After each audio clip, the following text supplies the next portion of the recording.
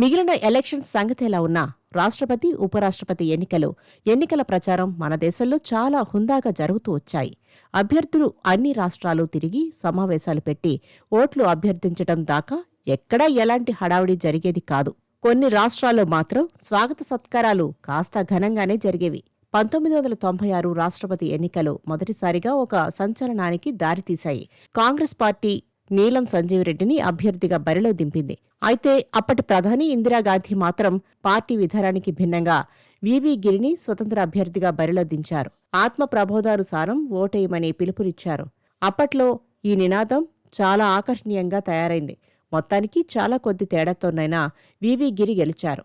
కాంగ్రెస్ అధికార అభ్యర్థి నీలం సంజీవ్ రెడ్డి ఓడిపోయారు. ఆ ఎలక్షన్స్లో ఇందిరాగాంధీ వర్గం నీలం సంజీవ్ రెడ్డిని ఫ్యాక్షనిస్టుగా అభివర్ణించింది. ఒక రాష్ట్రపతి అభ్యర్థిని ఇలా దిగజార్చి ప్రచారం చేయటం ఆ రోజుల్లో తీవ్ర కలకలం రేపింది.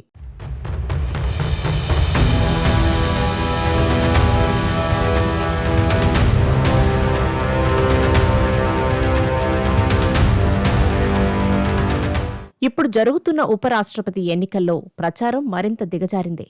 ప్రతిపక్ష ఇండియా కూటమి అభ్యర్థిగా బరిలో దిగిన జస్టిస్ బి సుదర్శన్ రెడ్డి మీద కేంద్ర హోంమంత్రి అమిత్ షా చేసిన విమర్శలు ఆ దిగజారుడుతనానికి నిదర్శనంగా నిలుస్తున్నాయి. సల్వాజుడం మీద ఇచ్చిన తీర్పును ప్రస్తావిస్తూ ఉపరాష్ట్రపతి అభ్యర్థి జస్టిస్ సుదర్శన్ రెడ్డి మీద చేసిన వ్యాఖ్యలు కలకలం రేపాయి.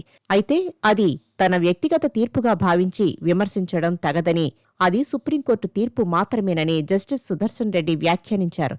ఆ తీర్పు మొత్తం చదివి ఉంటే అమిత్ షా అలాంటి మాటలు మాట్లాడి ఉండేవారు కాదని కూడా అన్నారు. మొత్తంగా చూస్తే ఈ ఎన్నికల ప్రచారంలో ఒక కేంద్ర హోంమంత్రి, ఉపరాష్ట్రపతి అభ్యర్థిగా ఉన్న ఒక సుప్రీంకోర్టు మాజీ న్యాయమూర్తిని గతంలో ఆయన ఇచ్చిన తీర్పును ప్రస్తావించి వ్యక్తిగతంగా విమర్శించినట్లయింది. అలాంటిది ఇంతకు ముందెప్పుడూ జరగలేదన్నది మాత్రం నిజం.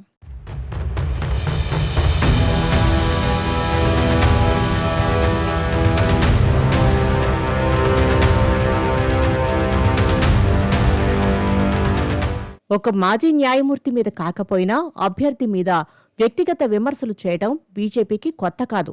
2007లో ప్రతిభా పాటిల్ రాష్ట్రపతి అభ్యర్థిగా ఉన్నప్పుడు ఆమె మీద బీజేపీ వ్యక్తిగత విమర్శలు చేయటమే కాదు, ఆ విమర్శలతో ఒక బుక్లెట్ కూడా ప్రచురించి పంపిణీ చేసింది. అయితే ఆమె న్యాయ వ్యవస్థలో భాగస్వామి కాదు కాబట్టి వ్యక్తిగత విమర్శలను అంతగా ఎవరూ పట్టించుకోలేదు. అదలా ఉంటే కాంగ్రెస్ కూడా తానేమీ తక్కువ తినలేదన్నట్టు వ్యవహరిస్తోంది. చంద్రబాబు నాయుడు వర్సెస్ ఎన్టీ రామారావు కేసులో జస్టిస్ ప్రభాశంకర్ మిశ్రా బెంచ్లో జస్టిస్ సుదర్శన్ రెడ్డి కూడా ఉన్న మాట నిజం. అయితే ఆ విషయాన్ని ఇప్పుడు ప్రస్తావిస్తూ చంద్రబాబు నాయుడు మద్దతు అడుగుతున్నారు. కాంగ్రెస్ క్రమశిక్షణా కమిటీ చైర్మన్ మల్లు రవి అయితే ఇంకో అడుగు ముందుకేసి చంద్రబాబుకు సైకిల్ గుర్తు వచ్చేట్టు చేసిన సుదర్శన్ రెడ్డి గారికి ఓటేయమని బహిరంగంగా పిలుపునిచ్చారు.